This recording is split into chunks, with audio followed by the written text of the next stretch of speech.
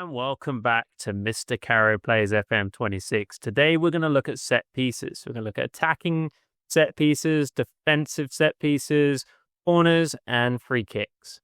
I hope you enjoy today's video.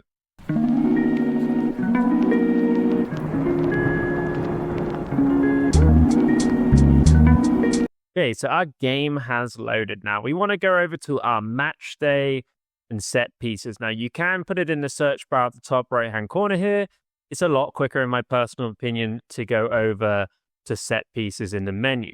Now from there you can see that we've got our attacking corners selected at the second, but we're going to initially focus on our defensive corners. Now you can see by looking at the screen that I have pretty much exclusively chosen a player mark system. Now this is pretty effective for me. Essentially I don't really want to use that kind of zonal based marking.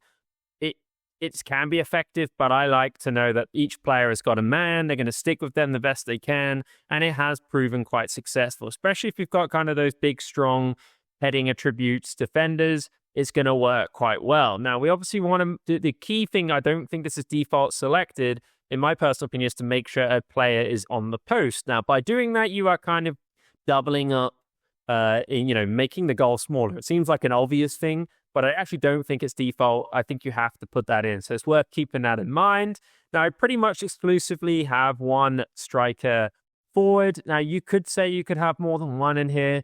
I mostly go that when I'm defending a corner, I want to kind of make the most of that defensive position. I know there's a counter-attack option potentially, but I'm looking at keeping that ball out of the back of the net. So that's essentially why I do that. Then when we look at our attacking corners, now, again, we're going for the traditional FM style near post corner. Now, I'm going to show some data that backs this up, but it still seems to be pretty successful, and I've got quite a lot of goals from this system. Now, if we look, I'm mostly going, going near post, with the exception of marking goalkeeper and going forward. And I've got a couple of players outside of the box. The advantage of having a couple of players outside the box is in phase 2 and 3, if you get that far, they can get that ball, they can fire that back into the box, maybe getting a shot off or getting a header. Now, I've seen some goals, certainly from shots and also from that second phase cross into the box, maybe to the back post. You don't necessarily get to select that, but with a say for argument's sake, that's likely to occur. And then you've got those players in here who are likely to be able to get their head on that and potentially score the goals.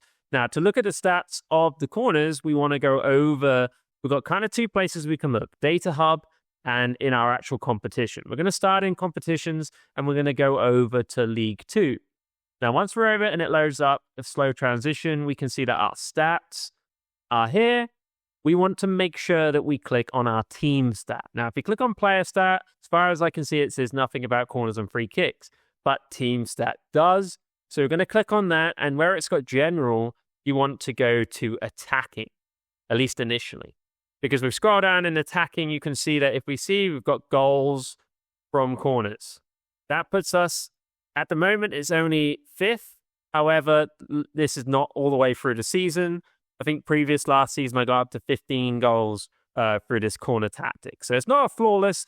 You're not getting as many goals, perhaps, as you were in previous FMs. However, this seems much more realistic, and we're pretty, this stat doesn't look perfect because there's a team above us or teams above us, but it's pretty close to the highest in the league from corners. Now, the same as our indirect. Our indirect is we're third again instead of being first, but you can see that we're still getting a lot of goals from our indirect free kicks, our balls into the box, etc. is working well. Now, I don't know if there's anything in defending to back this up. I should have checked first.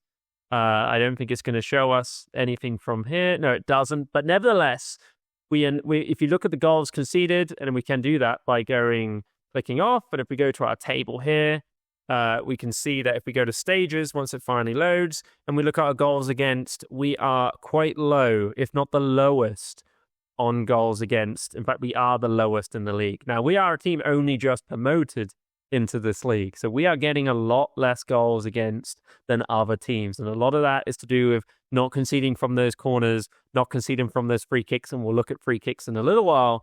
But you can see that is an effective motion. Now, if that wasn't enough information to prove, we can go over to our data hub. Now, within our data hub, you can see that all the way across, there is a set piece analysis.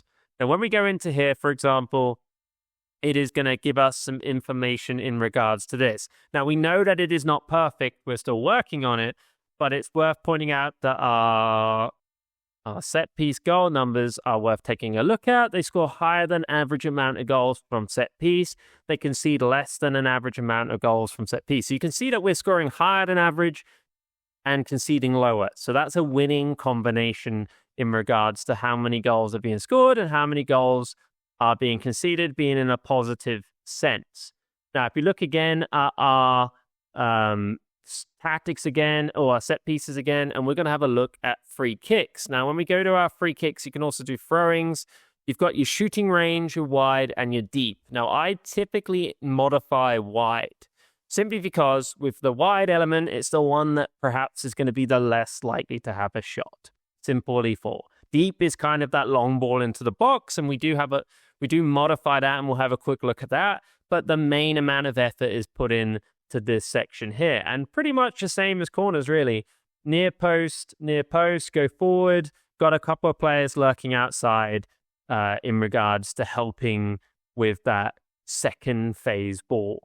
And that is really the important thing with these tactics, is getting that kind of what happens when the ball is being cleared. We don't want that ball just to go back into our half.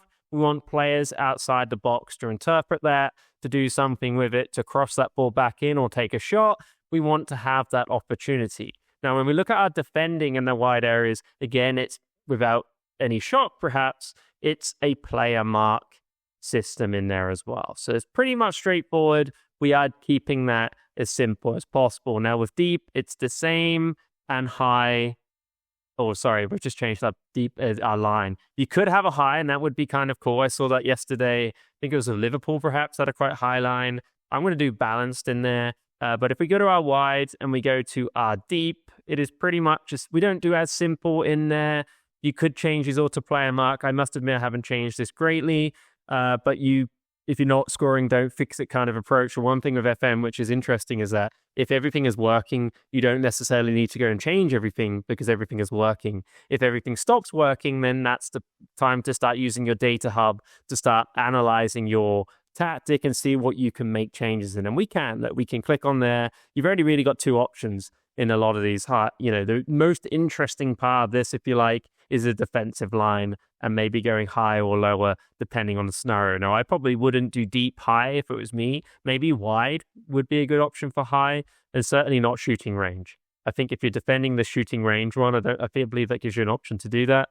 I don't think that you need to. Maybe forming the wall is probably the most important element to that. Now, if we go to our squad, kind of the stats we're looking for when it comes to attacking set pieces, typically this is going to be a defensive, or if you have got a striker that has those stats, those high heading attributes. I'm going to pick out a couple of people in here. For example, you've got your Carter Pennington. He's got his heading of 13, his jumping range of 19, which is obviously a very crucial skill, and his strength of 11. When you see that jumping range stat, that is really what you're looking for when you want to make sure that player is getting in on those crosses. Arguably not necessarily the most important stats, obviously you need your heading, but if your jumping range was, say, 8, then I can't imagine you're going to be very successful in that endeavor. And you can see again I don't know if this dude has got, so he has, scroll over again, heading of 11, jumping range of 14, and he is not necessarily getting a lot of goals, but this tactic kind of relies on us, to some degree, that, like I say, that second and third phase, I can't emphasize how important that is, because regardless of how many goals you're getting directly from that corners or free kicks, that second and third phase will allow you to get more. So you really want to kind of prepare for that and make sure that is effective. Now, if you like this video, please give it a like and subscribe. Hit the notification button to see when videos are released. Thank you and goodbye.